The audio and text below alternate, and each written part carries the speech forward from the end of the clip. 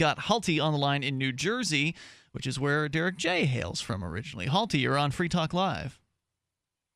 Oh, hey guys. Listen, I feel like I'm calling from the past, calling into the future here, because I'm driving home listening to the podcast, and I was listening to last Friday's episode with Ellen, and I believe it was, I'm not sure who the other gentleman was. Daryl? But, Yeah, Daryl and myself. You guys are talking about, that's right, Daryl, thank you. And you guys are talking about thorium, and I called in about that a while ago. And I just want to set the record straight that, as you did find out in your research, that thorium is very abundant. But there's also a lot of extra stuff laying around. I mean, it's part of the mining process when you're trying to get rare earth metals. So it's not like this stuff is not available.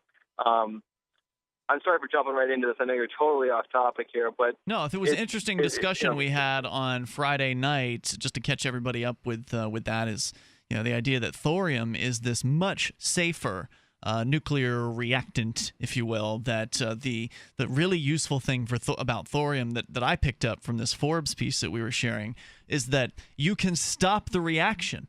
Now, that's the issue with the Fukushima meltdown, is that that reaction's still going on. Those rods are still reacting, and that's a problem. Yeah. It's very dangerous as a result of that, and radiation, etc.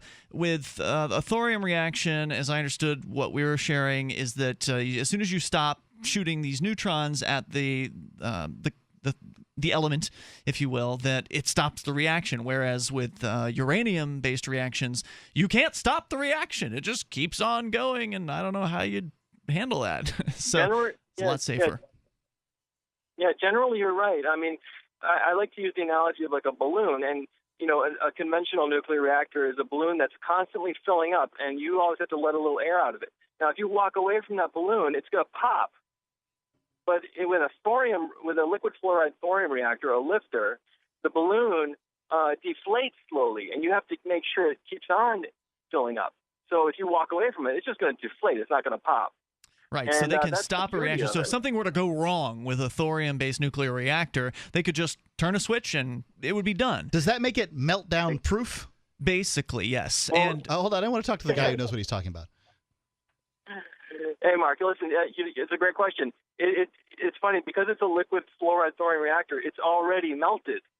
So it's melted. That's the way it works. It's a melted salt. It's liquid salt. Okay. And the way that it kind of takes care of itself if you walk away from it is that if electricity disappears from the situation, this plug that's frozen salt gets so hot it melts, and then all the melted salt just drains into a tank in the ground where it's not dangerous. It just sits there and waits for maintenance crew to come along and start it back up again. The byproduct as well from this reaction is also a lot safer. It doesn't stay radioactive for near as long, like 500 years compared to 10,000 years, and there's a fraction of it. So the byproduct of a uranium-based reaction, that stuff, there's a lot of it in comparison to thorium. Thorium is apparently 1,000 to 10,000 times less.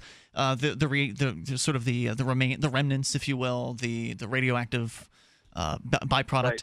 And so there's a lot less off product, and then that it doesn't stay as radioactive for as long. You can stop the reaction. There's all kinds of reasons why thorium should be the basis for nuclear power. Except the reason why, what was really most interesting about this article was why is it uranium? Well, guess what? It was weapons development is why it's uranium. They were the Manhattan Project, all this research and this money was being poured into atomic weaponry, and that's why uranium. That was my next useful. question: is how dangerous is thorium if somebody wants to make some kind of dirty bomb or something?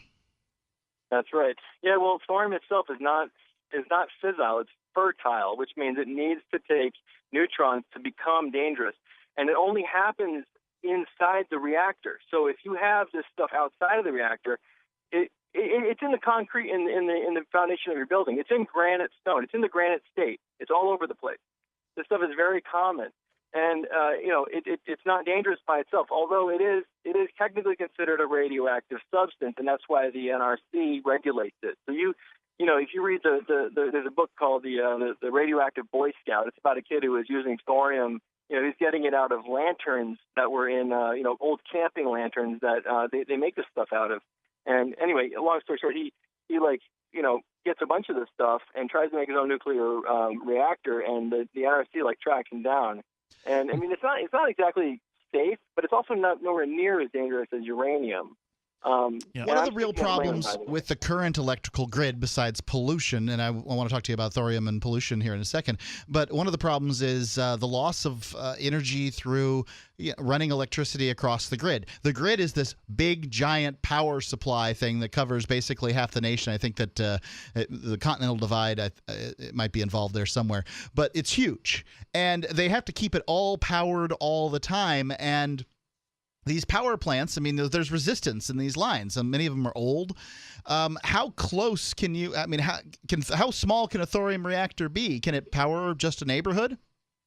Well, that's one really interesting thing about it is because it doesn't use high pressure water like a conventional reactor.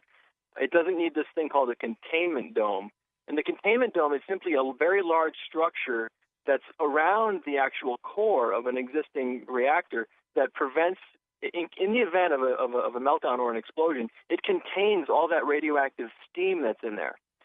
A liquid fluoride thorium reactor runs off of liquid melted salt. It's not under high pressure. It's under atmospheric pressure. So if a pipe leaks, it just dribbles out and solidifies. It doesn't go anywhere. It doesn't spray into the atmosphere and cause fallout. And so that's one of the big selling features. It's also a very modular design. So these things can be built in a factory and then shipped to the site where they're supposed to be manufactured. So there's an advantage of economy of scale there. Huge advantage of economy of scale there.